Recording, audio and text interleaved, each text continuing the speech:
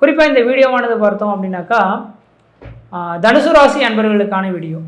இந்த தனுசு ராசி அன்பர்களுக்கு கார்த்திகை மாத ராசி பலன்களை பார்க்கும்போது வருகின்ற நவம்பர் மாதம் 2025 நவம்பர் மாதம் 17ஆம் தேதியிலிருந்து 2025 டிசம்பர் மாதம் 15ஆம் தேதி இந்த இடைப்பட்ட காலகட்டத்தில் நடக்கக்கூடிய நிகழ்வுகளை தான் நம்ம துல்லியமாக பார்க்குறோம். இந்த தனுசு ராசியை பற்றி சொல்லவே செலவில்லை. உண்மையாலுமே போராட்ட வாழ்க்கையை சந்தித்த ஒரு ராசி அப்படின்னாக்கா இந்த தனுசு ராசின்னு தான் சொல்லணும். கடந்த ஒரு 7 வருட கால அமைப்புல அப்படின்ற சொல்லலாம். ஏன்னா மிகப்பெரிய ஒரு சோதனைக்கே இந்த சனி பகவான் கொடுத்துட்டாருன்னு தான் சொல்லணும். ஏன்னா இது அதாவது குரு பகவான் அப்படின்றது மற்றவர்களுக்கு ஆலோசனை சொல்லக்கூடிய நபர்கள், தான் மேல் குற்றம் இல்லாத நபர்கள் அப்படின்றீங்க. அப்போ அப்படிப்பட்ட ஒரு ராசி மேலே சனி பகவான் வரக்கூடிய காலகட்டங்களில் சோதனைகள் கொஞ்சம் இருக்க தான் செய்யும். கொஞ்சம்னு சொல்லி முடிச்சுட்டேன், அதை அனுபவித்த உங்களுக்கு மட்டும்தான் அதோட வழி வேதனைகளும் உணர முடியுன்றீங்க. அப்போ அந்த ஏழரை தாக்கங்கள் உங்களை விட்டு விலகிடுச்சு அப்படின்றத ஃபஸ்ட்டு நான் தெளிவுபடுத்த விரும்புகிறேன். இனிமேல் உங்களோட வாழ்க்கையில் பிறக்குலேருந்து இறக்கக்கூடிய காலகட்டம் வரலாம் இனிமேலுக்கு உங்களுக்கு அது மாதிரியான சோதனைகள், அவச்சல், அவமானங்கள் இதெல்லாம் ஏற்படாது. உண்மையாலுமே இந்த தனுசு ராசி அன்பர்கள் வாழ்க்கையில் கடந்த காலத்தை சிந்தித்து பார்த்தால் பொருளாதார ரீதியாகவும் குடும்ப ரீதியாகவும் தொழில் ரீதியாகவும் ஒரு அடி எடுத்து வச்சா 4 அடி பின்னுக்கு தள்ளுறது, இது மாதிரி பல்வேறுபட்ட கஷ்டங்களையும் நீங்கள் சந்திச்சிருப்பீங்க. ஆனால் இனிமேல் உங்களோட வாழ்க்கையில் ஒரு ஒளிமயமான எதிர்காலத்தை சிந்திக்க போகிறீங்க. எதிர்கால அமைப்புகள் உங்களுக்கு சாதகமான அமைப்புகளாக இருக்க போது. அது முக்கியமாக அடுத்த 3 வருட காலகட்டங்கள் நீங்கள் எது செய்தாலும் தொட்டதெல்லாம் தொடங்கக்கூடிய காலகட்டங்கள், நினைச்சதெல்லாம் சாதனை பண்ணக்கூடிய காலகட்டங்கள், குடும்பத்தில் ஒரு சுப நிகழ்வுகளும் சுபகாரியங்களும், அழியா சொத்து சேர்க்கையும், வீடு மனை வாசல் வாங்குவது, கட்டுவது, குடிபெயர்றது, குல தெய்வத்துக்கு செய்ய வேண்டிய சடங்குகள் செய்கிறதுன்ற மாதிரி ஒரு சுப நிகழ்வுகளை ஏற்படுத்தக்கூடிய ஒரு காலகட்டங்களாக உதயமாக போகுது அப்படின்றீங்க. அடுத்ததாக பார்த்தோம்னாக்கா உங்கள் ராசிக்கு 3ஆம் இடத்துல ராகுவும் வலுவாகவே உட்காந்துருக்கார். 3ஆம் இடத்துல ராகு இருந்தால் கமிஷன் பேசிஸ் தொழில் செய்யக்கூடிய நபர்களுக்கு அது அதிர்ஷ்ட அமைப்புகளை ஏற்படுத்தி தரும். அதே போல் 9ஆம் இடத்துல கேது இருந்தால் தந்தை வழி பாட்டன் வழி சொத்து சோகனால ஆதாயங்களை பெறக்கூடிய ஒரு காலகட்டங்களாக உதயமாகின்றீங்க. அடுத்தது 4ஆம் இடத்துல இந்த சனி பகவான் இன்னைக்கு வக்ரம் பெறது 4ஆம் இடம் வீடு மனை வாசல் வண்டி வாகன யோகத்தை சொல்லக்கூடிய இடங்க. அப்போ இந்த நேரத்தில் பழமையான வண்டி வாகனங்கள் எதுவாக இருந்தாலும் வித்துட்டு புதுமையான வண்டி வாகனங்கள் வாங்கக்கூடிய யோகங்கள் இந்த நேரத்தில் உதயமாக போகுது. அதனால் புதுமையான வண்டி வாகனங்கள் வாங்கணுன்னாக்கா கண்டிப்பாக முயற்சி எடுத்து பாருங்கள், நல்லாயிருக்கும். அடுத்ததாக பார்த்தோம்னாக்கா உங்கள் ராசிக்கு 8ஆம் இடத்தில் குரு பகவான். இந்த 8ஆம் இடத்தில் குரு பகவான் மறைந்து போயிட்டாரே அப்படின்றத எடுத்துக்கொள்ள வேண்டாம். மறைவதில் மட்டும் கிடையாது, அந்த கிரகம் உச்சபலம் பெற்று உட்காந்துருக்கு. அப்போ உங்களுடைய ராசிநாதனான குரு பகவான் உச்சபலத்தோட வலுவாக இருக்கார். அவர் பார்க்கக்கூடிய இடங்கள் எல்லாமே புனிதமடைய போகுதுங்க. அது சார்ந்த விஷயங்களும் மிகப்பெரிய ஒரு வளர்ச்சிகளை சந்திக்க போறீங்கன்னு தான் விதி. அப்படி பார்க்கும்போது உங்களோட ராசிக்கு 12ஆம் இடத்தை இந்த குரு பகவான் 5ஆம் பார்வையாக பார்க்குறாரு. அப்போ 12ஆம் இடம் சார்ந்த விஷயங்கள் எல்லாமே தேர்வுக்கு வரப்போகுதுன்றது அர்த்தம். இப்போ 12ஆம் இடமானது என்ன சொல்லும்? அந்நிய தேசம், அந்நிய பயணம், அயல்நாடு, கணவன் மனை உறவுகளில் படுக்கை சுகம், இது எல்லாமே சொல்லக்கூடிய இடம் இந்த 12ஆம். பஞ்சனை சுகம்னு சொல்லுவாங்க. இது எல்லாமே 12ஆம் இடத்தை குறிக்கின்றிருக்கீங்க. அப்போ இந்த தனுசு ராசி என்பவர்களுக்கு நீங்கள் எதிர்பார்க்கக்கூடிய விஷயங்கள் என்னென்னாக்கா, சார் வேலையே ஒன்றுமே இல்லாமல் உட்காந்துருக்கேன், எனக்கு எப்போ நிரந்தரமான வேலை கிடைக்கும், இப்படி எண்ணிக்கிட்டு இருக்கக்கூடிய உங்களுக்கு திடீர்னு ஒரு நல்ல வேலை வாய்ப்புகள் கிடைக்கக்கூடிய காலகட்டங்கள். எக்ஸாம் எழுதிக்கிட்டே இருக்கேன் சார், நான் பார்த்து சொல்லிக் கொடுத்த நபர்கள் கூட பாஸ் பண்ணி எக்ஸாம் ப்ரிப்பேர் ஆகி உள்ளே போயிட்டாங்க, ஜாப் வாங்கிட்டாங்க, ஆனால் எனக்கு மட்டும் வாய்ப்பு கிடைக்கல சார், நூலில் தடுக்கப்படுது அப்படின்ற எண்ணிக்கிட்டு இருக்கக்கூடிய நபர்களுக்கு கண்டிப்பாக இந்த நேர காலத்தில் நிரந்தரமான ஒரு வேலை வாய்ப்பு கிடைக்க போகுதுங்க.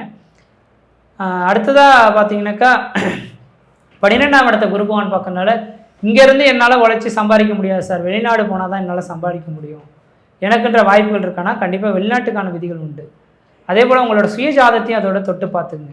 உங்களோட சுய ஜாத்திரை 7, 9, 12ஆம் அதிபதியின் தசாபதிகள் நடந்து அதில் உள்ள கிரகத்தின் தசாபதிகள் நடந்தால் வெளிநாடு போக முடியும். கோச்சார ரீதியான கிரகங்களை வச்சு நீங்கள் முன்னுக்கு வச்சு முடிவெடுக்கக்கூடாது. உங்களோட சுய ஜாதகத்தை ஒரு முறை எடுத்து செக் பண்ணி பார்த்துங்க. அதனால் இப்போ வெளிநாடு தொடர்புடைய நபர்களுக்கு வெளிநாட்டு வாய்ப்புகள் கிடைக்கும். வெளிநாட்டிலேயே குடியிருக்கேன் சார், இந்த நாட்டு குடியுரிமை வாங்கி அங்கே இருக்கலாம்னு நினைக்கிறேன், வாய்ப்பு கிடைக்குமானாக்கா கண்டிப்பாக அதுக்கான வாய்ப்புகளும் மிகவும் பிரகாசமாக இருந்துகிட்ருக்கு. அந்த நாட்டு குடியுரிமை வாங்கிறதுக்கான வாய்ப்புகளும் இருக்குது. முயற்சி எடுத்து பாருங்கள், ஓரளவுக்கு சிறப்பாகவே இருக்குன்ற விதி. அடுத்து இந்த குருவின் பார்வை குடும்பஸ்தானத்துக்கு பட இருக்குங்க. வெகு நாட்களாக கடந்த 7 வருட காலமாக நடைபெறாத ஒரு சில விஷயங்கள் கண்முன்னே நடக்கும். குடும்பத்தில் சுபகாரியங்களும் சுப நிகழ்ச்சிகளும், வீடு மனை வாசல் வாங்குவது, கட்டுவது, குடிபெயர்வது, குலதெய்வத்துக்கு செய்ய வேண்டிய சடங்குகள் செய்வது, திருமணமாகாத நபர்கள் திருமண வாய்ப்புகள், குழந்தை பேர் இல்லாதவர்கள் குழந்தை பேர் உருவாகிறது, இது மாதிரி பல்வேறுபட்ட ஒரு சுப நிகழ்வுகளை ஏற்படுத்தக்கூடிய ஒரு காலகட்டங்களாக உதயமாக போகுதுங்க. அடுத்தது உங்கள் ராசிக்கு 4ஆம் இடமான சுகஸ்தானத்தை இந்த குருபகவான் பார்க்கறனால பழமையான வீடுகளை இடிச்சிட்டு புதுமையான வீடுகளை கட்டக்கூடிய யோகங்களும், தாயின் உடலில் ஆரோக்கியம் பெறுவதற்கூடிய காலகட்டங்களும், தாய்க்கு அல்லது தந்தைக்கு 2 பேர்த்துல யாருக்கும் உடல் பாதிப்புகள் இருக்குதுன்னு சொல்லக்கூடிய நபர்களுக்கு நிரந்தர தீர்வு பெறக்கூடிய ஒரு காலகட்டங்களாக இந்த மாத காலகட்டங்களானது தனுசு ராசி அன்பர்களுக்கு உதயமாக போகுது. அதனால் உங்களோட சோதனைகள்லாம் முடிஞ்சு போச்சு. சாதனைகள் படக்கூடிய காலகட்டம் முடிவாயிடுச்சுங்க. அதனால் நீங்கள் சாதனை படைக்கிறதுக்கு உழைக்கிறதுக்கு ரெடியாக இருங்க. கண்டிப்பாக வாழ்க்கையில் முன்னுக்கு வரதுக்கான காலகட்டங்கள் அடுத்த 30 வருட காலகட்டங்கள் உங்களுக்கு சாதகமாக இருக்குது. அதில் குறிப்பாக அடுத்த 3 வருட காலகட்டங்கள் நீங்கள் நினைக்கிறது எல்லாமே சாதகமாக உங்களுக்கு நடைபெறதுக்கான வாய்ப்பு உண்டு.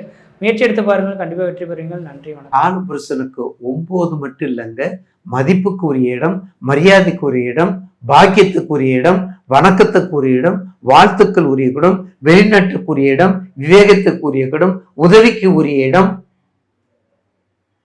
அதுக்கடுத்து என்னது? எல்லாத்தையும் உயர்ந்து சொல்லியாச்சு. இன்னொன்று கன்ஃபியூஸ் மைண்ட், அடுத்தது தேகம், அடுத்தது கோபம். எல்லாம் நீங்க தான். நல்லதுக்கும் கோபம், கெட்டதுக்கும் கோபம். இந்த தனுசு மட்டும் என்ன ஆகும்னா நல்லதுக்கும் கோபப்படும், கெட்டதுக்கும் கோபப்படும். அப்போ எப்படித்தான் நம்ம செட்டில்டு பண்றது, எப்படித்தான் அட்மிட் பண்றது, எப்படித்தான் நம்ம அதை நடைமுறைக்கு கொண்டு வரணும்ல, நடைமுறைக்கு கொண்டு வரணும்ல. அதுக்கும் தயங்காது சொல்றதையும் கேட்கக்கூடியதுதான் தனுசு ராசி. காலபுருஷனுக்கு 9ஆம் இடம். ஒரு நாளைக்கு இல்லாட்டியும் ஒரு பொழுதாவது கண்டிப்பாக வெளிநாட்டுக்கு போக வேண்டிய to abroad country eligibility for தனுசு. தனுசு ராசி எலிஜிபிலிட்டி கண்டிப்பாக வெளிநாட்டுக்கு போய் ஆகணும். போகாமல் இருக்கவே முடியாது. காலபுருஷனுக்கு 9, காலபுருஷனுக்கு 9. உபயம், உபயலக்கணம், உபயராசி. உங்கள் திசை பற்றி பார்த்துக்கங்க. உங்கள் திசை பற்றி குரு திசையில் சந்திர பற்றி நடக்குதுன்னு பார்த்துக்கோங்க. அப்போ உங்கள் ராசிக்கு 9க்குரிய சந்திர பற்றி, 5க்குரிய குரு இருக்கு உங்கள் ராசிக்கு 5. அப்போ எப்படி இருக்கும்? எல்லா வகையிலும் சிறப்பாக முடியும். விருச்சிக லக்கணம், விருச்சக ராசிக்கு குரு திசையில் சந்திர பற்றி வந்தால் எப்படி இருக்கும்? இன்னும் குரு திசையில் சனி சூரிய பற்றி வந்தால் அதை விட டாப்பாக இருக்கும், அதை விட டாப்பாக இருக்கும். அப்படிப்பட்ட இடம்தான் விருச்சகம். அப்படிப்பட்ட இடம்தான் தனுசு ராசி. அப்ப தனுசு ராசி கண்டிப்பாக உங்கள் ராசி நாதன் உச்சம் பெற்றிருக்கின்றார். சப்ஜெக்ட் வாங்க. இப்போ உங்க குணங்கள் பூரா சொல்லிட்டோம். அப்ப தனுசு ராசிக்கு ராசிநாதன் உச்சம் பெற்றிருக்கிறார். 8ஆம் இடத்துல உச்சம் இருக்கிறார். 8ல் இருந்தா என்ன, அவர் வீடு தானே, பரிவர்த்தனை மாதிரி தான் உங்களுக்கு சொல்லியிருக்கிறேன். உங்க வீட்டை உங்களுக்கு எடுக்க மாட்டார், உங்க குழந்தை உங்களுக்கு எடுக்க மாட்டார். அப்படிப்பட்ட தனுசு ராசி நேயர்களுக்கு பாரிஸ்ட பட்டம் இருந்தாலும் சரி, நிகர்நிலை பல்கலைக்கழகம் இருந்தாலும் சரி, யூனிவர்சிட்டி பல்கலைக்கழகம் இருந்தாலும் சரி, பெரிய பெரிய படிப்பு, பெரிய பெரிய நிர்வாகம், பெரிய பெரிய வெளிநாடு, பெரிய பெரிய அப்ராடுக்கு போகிறது, அம்பாஸ்டர் போகிறது, வெளிநாட்டு தூதராக போகிறது, வெளிநாட்டு எல்லா வகையிலையும் வெளிநாட்டுக்கு போயிட்டு வர்றது. ஒரு இடத்துல இருக்க மாட்டீங்க, ஒரு இடத்துல இருக்க முடியும். போய்கொண்டே இருக்கணும்னு நினைப்பீங்க. ஆராய்ச்சி ஆராய்ச்சி ஆராய்ச்சி, அதிசயம் இதுசியம் அந்த மாதிரியே இருக்கும். கொஞ்சம் சாப்பாடு கவனமாக பாருங்கள், கொஞ்சம் உடல்நிலையை பாருங்கள். எல்லா வகையிலையும் கண்டிப்பாக கார்த்திகை மாதம் உங்களுடைய ராசிக்கு இன்னொரு முக்கியமான பாயிண்ட், உங்களுடைய தனுசு ராசிக்கு பாக்கியாதிபதி சூரியன் தான். உங்களுக்கு பாக்கியத்தை கொடுக்கக்கூடியது, அன்பு பண்பு பரிசுத்தத்தை கொடுப்பது சூரியன் தான். உங்கள் ராசிக்கு 12ல் இருக்கார். உங்கள் ராசிக்கு தான் அடுத்து வரப்போறாரு. உங்கள் ராசிக்கு 12ல் வந்து மாட்டிக்கிட்டார். 12 அயன சயன போக உறவு துறவு எல்லாத்தையும் கடந்த நிலையை கொடுப்பதுதான் 12. எல்லாத்தையும் கடந்த நிலையை கொடுப்பது 12. அதுக்கு தான் நான் சொல்லி வச்சிருக்காங்க. நிகர் ஒன்றாகுதல், உடனாகுதல், வேறாகுதல். பார்த்தீங்களா? ஒன்றாதல், உடனாதல், வேறாதல். முதல்ல ஒன்றுபடணும். அப்புறம் அந்த ஒன்று உடனா மாறி போயிடும். அப்புறம் நாளாக வேறாதல். சூட்சம பாயிண்ட். அந்த வகையில் இதெல்லாம் யாருக்கு உரியது? தனுசுக்குரியது. மீடியாக்கள், வெளிநாடு, மஞ்சள், கரும்பு, நெல், வாழை, மரங்கள், high society of the people, high society of the country, high society of the civilisation. அந்த உயர்வு மட்டத்தில் இருக்கக்கூடிய எல்லா தொழிலும், எல்லா நகரமும், எல்லா ஃபைனான்ஸும் தனுசு தான். முன்ன எங்கே போய் முன்ன நிற்கணுமா? தனுசு தான். முதல்ல பேசணுமா? தனுசு தான். எல்லாத்துக்கும் செய்யும், தனக்குன்னு வச்சுக்கிறார். அப்படிப்பட்ட தனுசு தான். ஆகவே தனுசு ராசி கண்டிப்பாக நிர்வாகம் சம்பந்தப்பட்ட இந்த மாதம் உங்களுக்கு பொருளாதாரத்தில் மட்டும் சிக்கனமாக இருங்க. நெகட்டிவ் பாயிண்ட் வந்துட்டோம். பொருளாதாரத்தில் சிக்கனமாக இருங்க, கொடுக்கல் வாங்கல சிக்கனமாக இருங்க, பொருளாதாரத்தில் கவனமாக இருங்க. அடுத்து உடல் ரீதியாக பாதிப்பில் கவனம். அந்த 10 வர்றது, சுறுசுரியாக வர்றது, அரிக்கிறது, மறிக்கிறது, இதெல்லாம் இருக்கும் பாருங்க. எல்லாத்துக்கும் இருக்கும். உஷ்ணம் சம்மந்தப்பட்டவங்க எல்லாம் கொஞ்சம் கவனமாக இருக்கணும். நெருப்பு இல்லையா, அப்போ அது சம்மந்தப்பட்டவங்க எல்லாம் கண்டிப்பாக மிகவும் கவனமாக இருக்க வேண்டும் தனுசு நேயர்களுக்கு. அப்போ தனுசு ராசி நேயர்களுக்கு வழிபட வேண்டிய தெய்வம் பாருங்க, வழிபட வேண்டிய தெய்வம் திருப்புல்லானி, ராமேஸ்வரம். ஒரு முறையாவது போயிட்டு வாங்க. ராமேஸ்வரம் ஒரு முறையாவது போயிட்டு வாங்க. திருப்புல்லானி, ராமேஸ்வரம், தேவிப்பட்டினம், இங்கெல்லாம் ஒரு முறையாவது போயிட்டு வரணும். அதாவது வருஷத்துக்கு குறைஞ்சது 3 முறையாவது போகணுங்க. அந்த 3ங்கிறது விதி மதி, அதாவது 3ங்கிறது விருந்தும் மருந்தும் 3. விருந்தும் மருந்தும் 3, அதுதான் அந்த 3க்குரியது. இச்சாசக்தி, கிரியாசக்தி, ஞான சக்தி, அது வேறு விஷயம், அது வேற கோணம், அது ஆன்மீகத்தில் கோணம். ஆனால் ஒரு கோயிலுக்கு போகும்போது அப்படிப்பட்ட கோயில்கள் தரிசனம் பண்ணால் நிச்சயமாக உங்கள் ஜாதகத்தை தயவு செய்து தனுசு ராசிக்கு கண்டிப்பாக உங்கள் ராசிக்கு ராசிநாதன் 8ல் இருக்க மட்டும் பயப்படாதீங்க. 8ல் இருக்க மட்டும் பயப்படாதீங்க. இந்த 2 அடுத்த வாரத்தில் போயிடுவார்ல, அதிசாரம் மாறி போயிடும்ல. அப்போ ராசிக்கு உங்கள் ராசிக்கு சனி 4ல் இருக்காரு. கண்டிப்பாக 7.5 இருந்தாலும் உங்கள் வீட்டில் இருக்காரு. அப்போ கண்டிப்பாக நல்லதை கொடுப்பாரு. உங்கள் ராசிக்கு 3 வெளிநாட்டுக்கு போகக்கூடிய நேரமெல்லாம் தனுசு ராசிக்கு இருக்குது. ஏன்னா ராகு ராசிக்கு 3ல் ராகு. கெட்டவன் கெட்டில் ராஜயோகம், பழைய காலம். என்ன திசை பற்றி, அந்த திசை பற்றி அது கண்டிப்பாக வேலை செய்யும். அது நட்போ பகையோ சமமெல்லாம் கிடையாது. அதுக்குரிய பாவகத்தன்மையை மீட்டி கொடுக்கக்கூடிய கடமை அருள் நவகிரகத்துக்கு உண்டு. நவகிரகத்தினுடைய இறைவனுக்கு உண்டு. நவகிரகத்தினுடைய அதிபதி தெய்வங்களுக்கு உண்டு. அதனால தான் நவகிரகங்களை நம்ம வழிபட்டு நிச்சயமாக அவருடைய திருவடியை வணங்கும் போது எல்லா சுகமும் நமக்கு சேரும் என்பதில் மாற்று கருத்து அல்ல. பொதுவாக தனுசு ராசியாதிபதி குரு பகவான். அதாவது குரு பகவான் அப்படின்னு சொல்கிறவர் நவகிரகத்திலேயே ராஜா. ஹெட்வெயிட்டான கிரகம் யாருன்னா ராஜா, குரு பகவான் தான். அதுக்கு தான் குரு பகவானுக்கு நிறைய பேர் உண்டு. குரு பார்த்தால் கோடி நன்மை, குரு கொடுப்பார் எவரை தடுப்பார் நம்ம சொல்கிறோம் இல்லைங்களா. உங்களுடைய ராசியாதிபதி 91 டிகிரியில், அதாவது குரு பகவான் 91 டிகிரியில் இன்னைக்கு கடக ராசியில் தன்னுடைய மனைவி வீட்டில் புனர்பூச நட்சத்திரம் 4ஆம் பாதத்தில் தன் சொந்த நட்சத்திரத்திலேயே தன் மனைவி வீட்டில் போய் இன்னைக்கு உச்சமாக உக்காந்துருக்கிறார். உச்சம்னா என்னங்க, நீச்சம்னா என்ன அப்படின்னு பார்த்தீங்கன்னா, உச்சம் அப்படின்றது 100லிருந்து 200% பலன் கொடுக்கறது தான் உச்சம். நீச்சம் அப்படின்னா 100லிருந்து 0க்கு வந்துடுவார். சுத்தமாக அந்த கிரகம் வேலை செய்யாது. நீச்சம் அப்படின்னா செயல் இழந்துருவார். உச்சம் அப்படின்றது 100லிருந்து 200 டிகிரிக்கு போய் அவர் ரொம்ப நல்லது பண்ணுவார். அதுதான் உச்சம் நீச்சம்னு சொல்லுவாங்க. அப்போ உங்களுடைய ராசியாதிபதி இப்போ கட்டன்றது உச்சம் அடைஞ்சு தன் மனைவி வீட்டிலேயே உக்காந்துருக்கிறார். அப்படின்னா அதிசாரம் வாங்கி உக்காந்துருக்கிறார். அப்போ இந்த கார்த்திகை மாதம் 20ஆம் தேதி வரைக்கும் அவர் பார்த்தீங்கன்னா இன்னைக்கு 8வது வீட்டில் தான் உட்காந்துருப்பார். 8ஆம் இடம் அப்படின்றது வேலை செய்யாது இல்லையா. மேக்சிமம் 6, 8, 12, ஏன்னா அந்த 3 இடம் வேலை செய்யாது. 6, 8, 12, 6, 8, 12 அப்படின்றது மறைவஸ்தானம் அப்படின்னு கூட சொல்லலாம். ஆனா 8லையும் கெட்டிடும் ராஜயோகம். அதுக்கு அர்த்தம் என்ன அப்படின்னு பார்த்தா, 8வது வீட்டில் போய் கூட உக்காந்து கெட்டு போன கிரகம் கூட வேலை செய்யுதுன்னா அந்த சக்தி குரு பகவானுக்கு உண்டு. ஏன்னா குரு உச்சத்தில் இருக்கிறார். அதனால உங்களுக்கு குரு பகவான் உங்க ராசியாதிபதி உங்களுக்கு நல்லதை பண்றாரு. இது எது வரைக்கும் நல்லதை பண்றாரு அப்படின்னா, அந்த 8வது வீட்டில் கடகராசியில 20ஆம் தேதி வரைக்கும் உட்காந்துருக்கிறார். அப்ப அந்த 20ஆம் தேதி வரைக்கும் கடகராசியில் உட்காந்துருக்கிறாருன்னா, அது குறிப்பா 8ஆம் வீட்டில் உட்காந்துட்டாருன்னா ஹெல்த் சரி பண்ற இடம். 8ஆம் இடம்னா ஆயுள் ஸ்தானம். அதாவது நோய் நொடி, உபாதிகள், உடல் சோர்வு, மனசோர்வு, மன சங்கடங்கள், அதாவது இந்த மாதிரி உபாதிகள் சொல்ற இடம் தான் 8ஆம் இடம். அதுதான் ஆயுள் ஸ்தானம். அப்ப ஆயுள் ஸ்தானத்துல போய் குரு பகவான் உட்காந்துருக்கிறதுனால 20 தேதி வரைக்குமே உங்களோட அந்த உடல் உபாதிகள் எல்லாமே கொஞ்சம் சரியாகிறதுக்கு வாய்ப்பு உண்டு. அதுக்கு தகுந்த மாதிரி இப்போ நீங்கள் ஒரு ட்ரீட்மெண்ட் எடுத்தீங்கன்னா நிச்சயமாக உங்களுக்கு நல்ல பலன் வெற்றி கிடைக்கும்.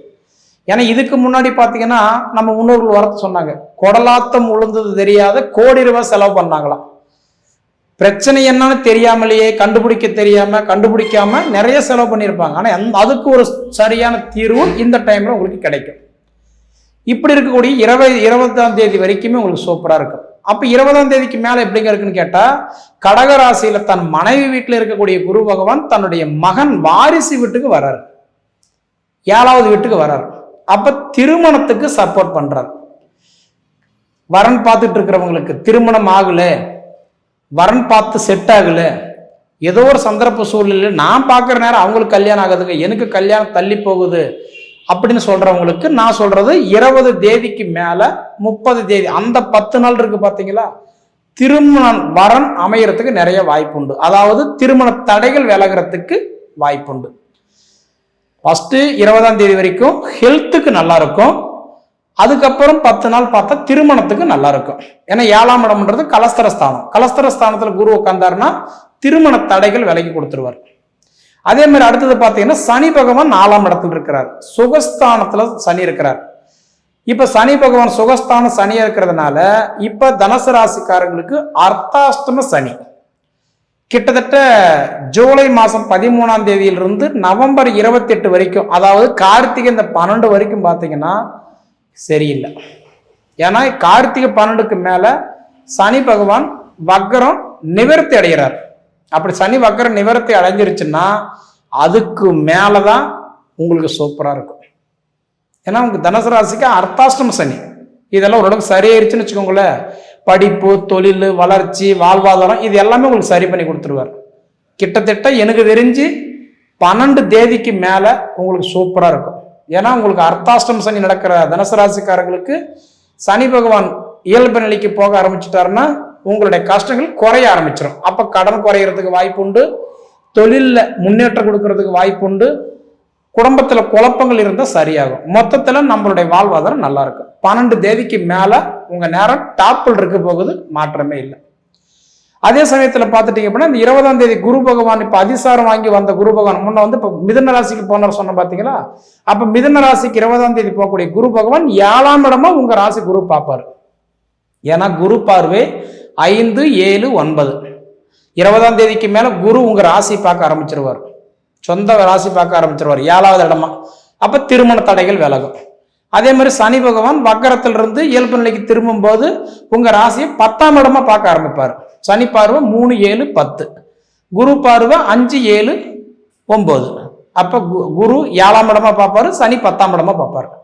இந்த ரெண்டுமே உங்களுக்கு வந்து இந்த வக்கரம் வந்து மாறக்கூடிய தருணத்துல உங்களுக்கு சூப்பரா இருக்கும். அப்ப இது போக பார்த்தீங்க அப்படின்னா செவ்வாய் 12 இருக்கிறார்.